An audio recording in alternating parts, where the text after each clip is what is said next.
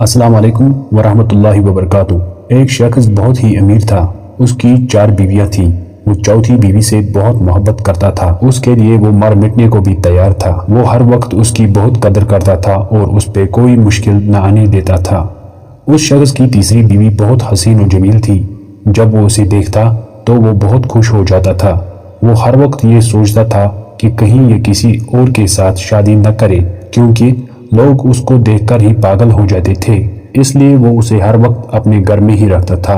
جو اس کی دوسری بیوی تھی وہ اس سے بھی بے شمار محبت کرتا تھا، کیونکہ وہ ہر غم ہر پریشانی میں اس کی مدد کرتی تھی اور ہر وقت تنہائی میں اس کا ساتھ دیتی تھی۔ لیکن جو اس شخص کی پہلی بیوی تھی وہ بالکل بھی اس سے محبت نہیں کرتا تھا، مگر پھر بھی اس کی بیوی اس سے بہت محبت کرتی تھی۔ ایک دن یہ شخص بہت بیمار ہوا۔ ڈاکٹروں نے اسے بتایا کہ وہ بہت جلد مرنے والا ہے۔ اس نے سوچا کہ میرے پاس 4 بیویاں ہیں اور کیوں نہ میں مرتے وقت کسی ایک کو اپنے ساتھ لے جاؤں۔ اس نے چوتھی بیوی سے کہا، تم میرے ساتھ چلو، کیونکہ میں نے زندگی بھر اپنا مال تم پر خرچ کیا ہے اور میں تم سے بہت محبت بھی کرتا تھا۔ لیکن چوتھی بیوی نے اسے صاف صاف انکار کر دیا اور کہا کہ میں تمہارے ساتھ کیوں مروں۔ اب اس شخص نے تیسری بیوی سے کہا کہ تم میرے ساتھ چلو۔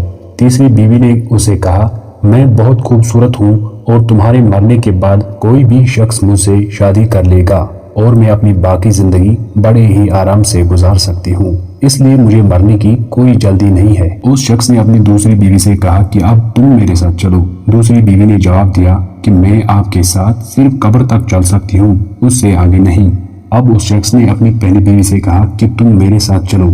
اس شخص کو لگتا تھا کہ وہ بھی اس کی بات نہیں مانے گی، کیونکہ وہ اس سے کبھی پیار نہیں کرتا تھا اور اس سے کبھی اچھی طرح بات بھی نہیں کرتا تھا۔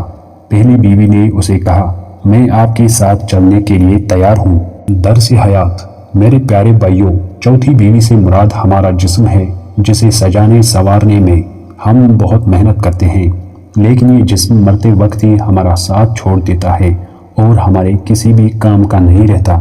تیسری بیوی سے مراد ہمارا مال ہے، جسے حاصل کرنے کے لیے پوری زندگی ہم اپنی جان تک قربان کرتے ہیں۔ دوسری بیوی سے مراد ہمارے رشتہ دار اور دوست وغیرہ ہیں، جو ہمیں کفن دفن کر کے قبر تک ساتھ دیتے ہیں۔ اور پہلی بیوی سے مراد ہمارے اعمال اور ہمارا ایمان ہے، جو قبر کے اندر بھی ہمارا ساتھ دیتے ہیں، مگر ہم نے اس کی طرف کبھی توجہ نہیں دیا۔ دوستو، یہی نیک اعمال ہمیں آخرت کے ہر عذاب سے بچائیں گے۔